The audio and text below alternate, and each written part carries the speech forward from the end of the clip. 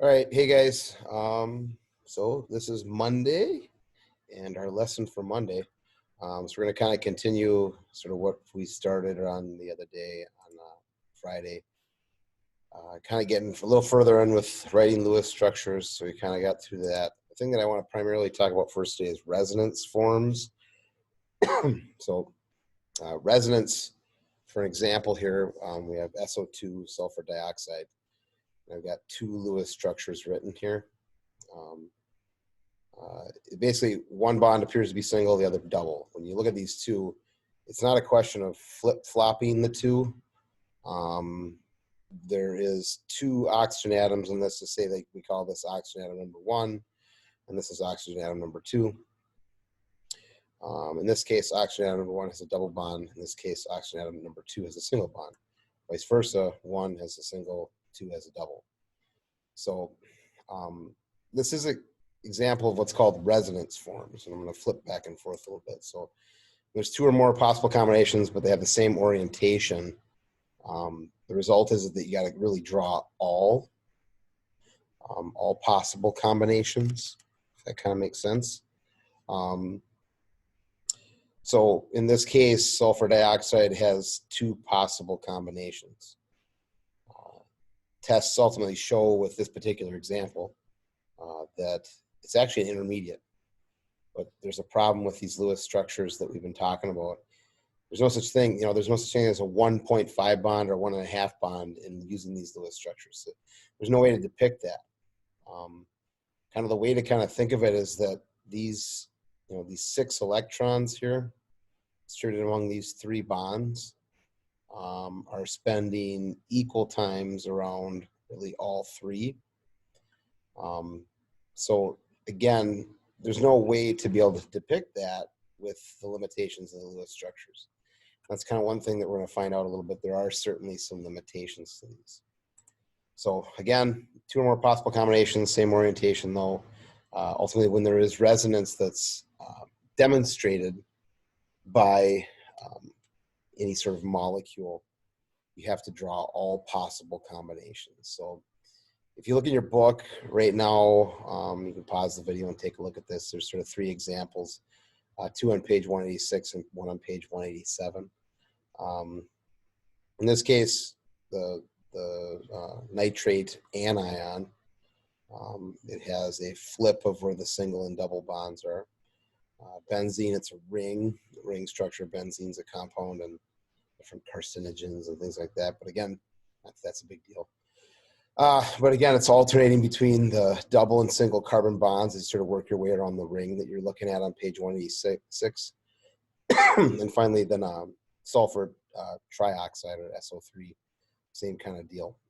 Alternations of where the single and double bonds appear as you move around the molecule. So all possible combinations have to be depicted to really actually depict it using the Lewis structures. Okay? So it's a little tricky, but I don't think it's a big deal. And you see a little bit of this, when you look at these 3 examples. I will note this with the NO3, the polyatomic ion writing Lewis structures for these polyatomic ions is a little different than with just a standard molecule. You got to remember somewhere in the structure, what have you done? By it obtaining a -1 charge, you've got 1 extra valence electron. So nitrogen typically has 5 valence electrons. Oxygen each has 6. So 6 times 3 is 18, plus 5 more. So that'd be, what would that be? 18 plus 5, that's 23. So it's got 24 total valence electrons within the structure. And we'll get into that later. We'll look at some examples of that later. Moving on though, okay. Again, resonance doesn't imply different kinds of molecules. It just means that there's 2 or more equally plausible possibilities or possible combinations. You can't all of a sudden make it more than an octet or duet though, okay? And resonance forms differ in distribution, but not overall arrangement. That's kind of the key thing here, is that they differ in distribution, but not overall arrangement. Now, this is different than that of what's called structural isomers. Okay? So I don't know, maybe you've heard the term isomers or isomerism before. But in this case, the structural isomers will have the same formula, but ultimately a different shape. Okay, so the combinations that you're looking at, while they have the same molecular formula, the different combinations, all of them are completely different or unique from one another. And really what this results in is completely different properties. So I have an example here, okay, to look at C5H12. This would be, let's see, pentane. Not that you guys have to necessarily know that name. And it's a type of hydrocarbon. We'll learn about these things called hydrocarbons a little bit later in a unit on organic chemistry. But each one of these three examples of Lewis structures that I've drawn for you would all be considered structural isomers of one another. So in this case, it's all, linear, if you will, single carbon to carbon bonds all along the way. There's our 12 hydrogens distributed around it. Second example here, this case still hits C5H12, but off of one of the internal carbons, we have a single carbon branching off. Third example, another example of a structural isomer. We have 3 carbons and then a 2 carbon kind of offshoot from the central carbon, but still C5H12. So again, as you look at like these 3 examples and you compare this to like the SO2 that we looked at in resonance, not getting this mixed up. In resonance, like this was an example of resonance. We had sulfur was the central atom, and it had 2 oxygens around the outside of it, in whatever resonance form that was of the 2 that had to be proposed. So as you look at these 2, okay, or these 2 in comparison to that of isomers, what do you got? You got sulfur in the middle, oxygen on the outside. The only difference is where do we sort of locate, in this case, the single versus the double bond. But in that of isomerism, right, in these 3 examples that we looked at, quite a bit different, right? While yes, it has the same formula, but the structure itself, like we said, okay, is quite a bit different. And that difference in structure results in some really different properties, okay, in a lot of cases. So like an example, like there's different types of forms of glucose. So you guys talked a lot about, last year, cellular respiration. Cellular respiration obviously uses glucose, but there are various isomers of glucose, C6H12O6, that some do not work. They don't work in cellular respiration, that exists naturally. But in the process of cellular respiration, the specific isomer of C6H12O6 glucose that does work is the only one that will work within the process of cellular respiration.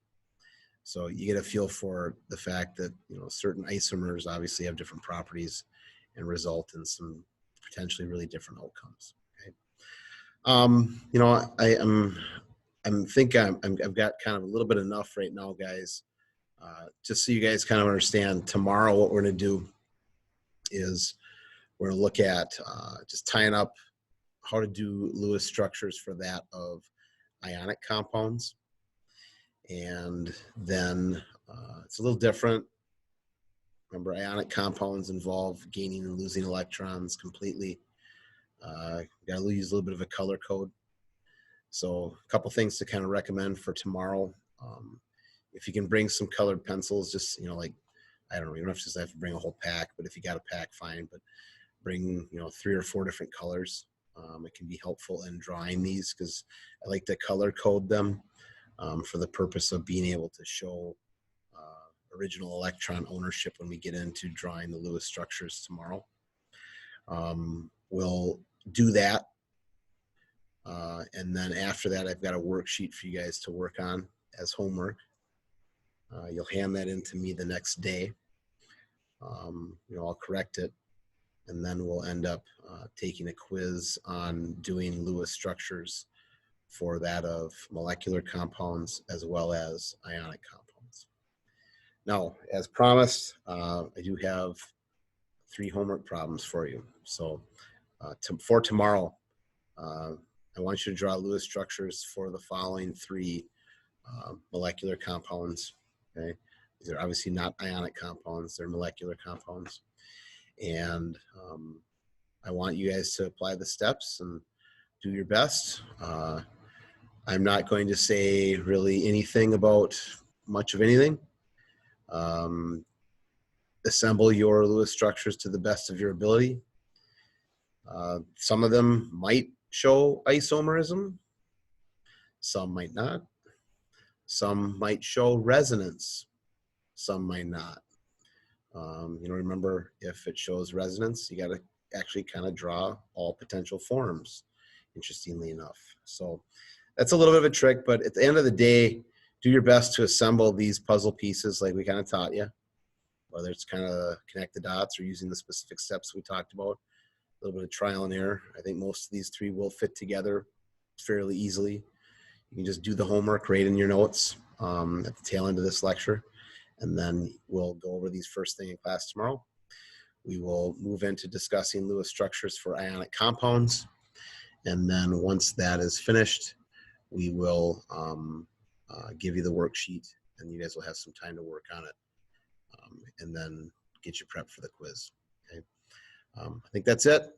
And as always, remember, don't forget you need to go in and check into the forum on the courses page and check in for attendance so I can take attendance during this class hour.